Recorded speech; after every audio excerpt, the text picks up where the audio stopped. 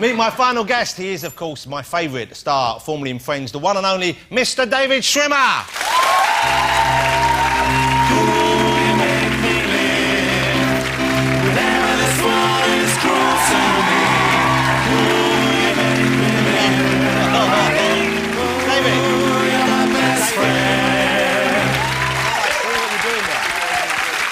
You're doing You're My Best Friend.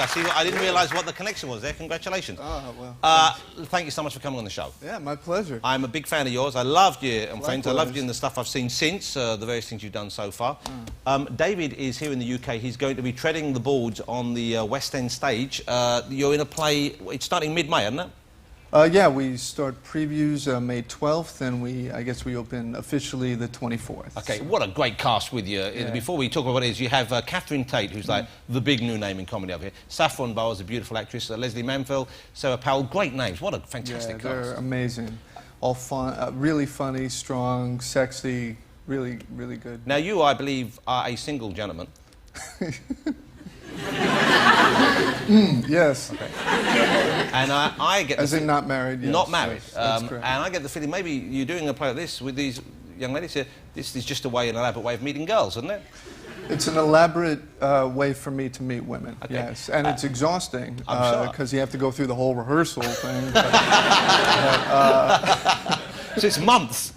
Whoa, what a long blind date that is. Yeah, it's a 4-month date, basically. So. Now, what's the idea of the play? Because it's written by Neil Butte, is that right? Who I've seen some of his work. A very interesting writer, a very kind of a very modern writer as well. What's the premise of the play?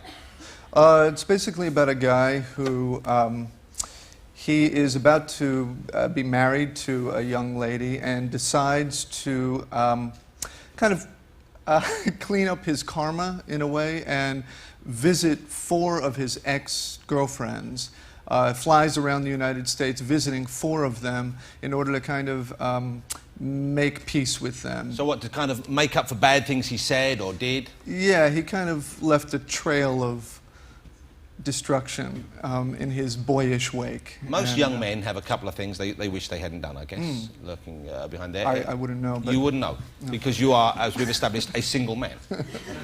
You have no regrets at all in your life? Oh, come on. Come on, you know I'm going to ask you this. Yeah. Come on, David, you're making a play about it. This is one of them. Yeah. Okay.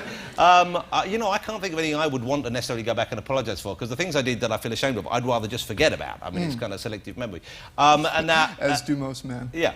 Now, this is a comedy, though. It's a kind of a dark comedy, I guess. Yeah, it's a dark comedy. But it's actually really moving, I hope.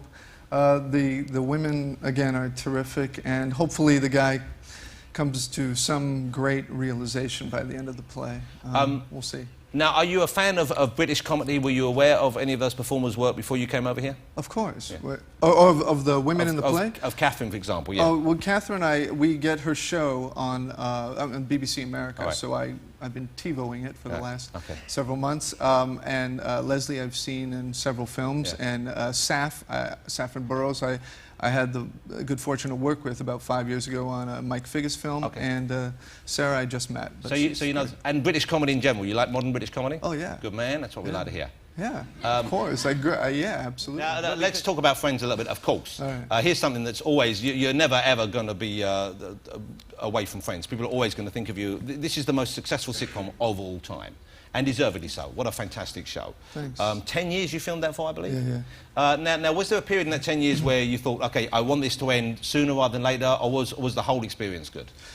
No, there were waves where, you know, you'd hit like a wall creatively, and at least I would at times, and be like, wow, okay, I need a break. You know, I wish I could go off and like do a play for 4 months. Yeah. But, you know, honestly, it was such a great group of people, and the writers, the whole spirit of the show was just so much fun that, you know, everyone went through their own, you know, periods like that. But ultimately, everyone, you know, you can't help but be drawn back into the group because it's a great group of people. Well, as someone who's a real fan of comedy, which I am, and I'm sure many of the people watching, I'm always amazed when I look at episodes of Friends. The quality, it's so consistent, so high throughout. Well, what a fantastic team of performers. What a great group of writers you must have had as well. That really was quite something. Yeah.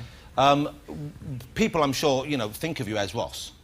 You know, when I've ever met any of the other cast members, I know that it follows them around. Do you encounter that a lot? Do people shout at you as if you're Ross when they see you? What kind of... Sometimes, yeah. What do they shout? Ross. Hey, Ross. Do they shout, are you on a break? They used to, yeah. Where's your monkey? No. Where's Rachel? Sometimes, yes. You tense? You want a massage? Hey, come on, it's only skin. I kind of do, but I think... How long are you be over here for then? You've just arrived. I guess you're rehearsing now. Yeah, we rehearse for about a month, and then we run for 3 months or so. And that's a fairly consistent chunk of your time, I guess. But you like performing live, don't you? I love the theater, yeah. I mean, yeah, I started in Chicago doing theater. I have a theater company that I started out of Northwestern. Right. And we're still going strong 15 years later. So if you're ever in Chicago, well, Chicago seems to be... Looking Glass Theater Company. I know New York theatre thrives, but Chicago seems to be a real hotbed of live theatre. It seems to be a place where a lot of great talent comes from. Yeah, it's a great, especially for music and theater, it's just a great theater community. And a lot of new plays, a lot of kind of groundbreaking work. So. What is it about the UK, though? Why is it? Because we seem to have a lot of American actors and performers coming over here at the moment. And we welcome you. This isn't a negative statement, but I wonder what it is about wanting to perform in London that brings so much talent over here.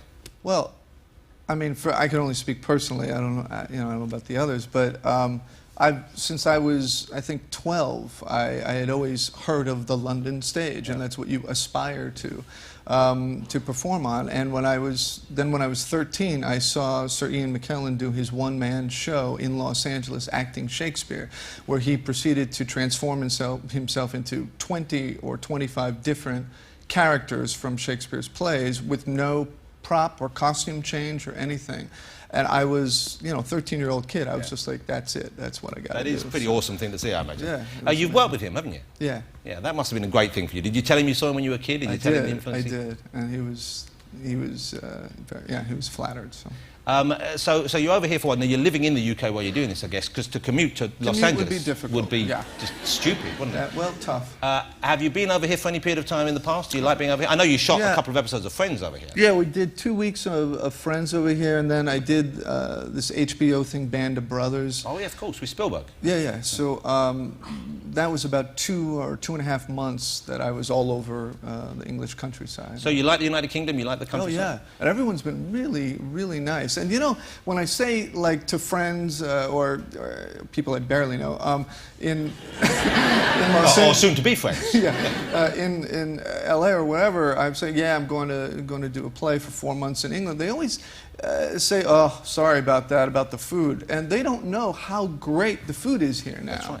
I mean, I think in the last... Hang on, now? What do you mean now? It's always been great. Well, okay. I've seen a substantial difference since... Such an improvement? Yeah, since when I was here the you first cheeky time... It's always been good over here. What do you mean a substantial improvement? Well then maybe I wasn't going to the right place. Well, where have you been eating? What, this trip? Yeah, every time. Oh no, I'll be honest with you, I don't take kindly to this kind of talk from you. And I bought you a present and everything. It was a compliment, I'm saying. Well, it didn't sound like one from where I was sitting. The food's not bad now. Yeah, thanks for the compliment. Well, have your present anyway. I got you this from the Brighton Pier. It's not a belt. Are you familiar with rock? With what? With... Maybe I should have bought him something else. It's a candy of the hard variety. Rock candy? Yeah. Yeah. That's what I said. And but this is made to look like an English breakfast. No, this is and this is for you. And it couldn't be more appropriate, could it? And if you wanna just start in on it right now, you just go ahead. There's a hair in it. Well, there's a... Yes, as I said, a traditional English breakfast. I'll get right on that. Yeah, well, I want you to take that home with you. Oh, I will. You're not leaving it there. Really, I'm such a fan of your work. You are such a tremendous performer. The first time I saw you in Friends, I couldn't believe I hadn't seen you for years beforehand, because it was such a kind of fully formed performance and so consistent throughout. So that was what a marvellous thing to leave behind. Thanks. Can't wait to see you in the play. I'm sure it's going to be great as well. Thanks. I'm hoping I'm down on your... You're actually going to make it out to the theater? Yeah, I'm going to come out. I hear you've never been to the theater. I try to avoid it because people are really there in front of you. Like this. Yeah. Yeah. But this is fine because I've got a desk to hide behind. But there, I've got to sit there and I might doze off. If I see you there and you're dozing off, you can be sure I'm going to do something. Well, that's a promise I'm going to try and live up to. David, lovely to meet you. Thank you so much for coming on. We have some great live music. You going to stick around for that? Oh, absolutely. Band called The Doves. Yeah, Ladies Doves. and gentlemen, will you join me in saying thank you to the marvellous Mr. David Schwimmer?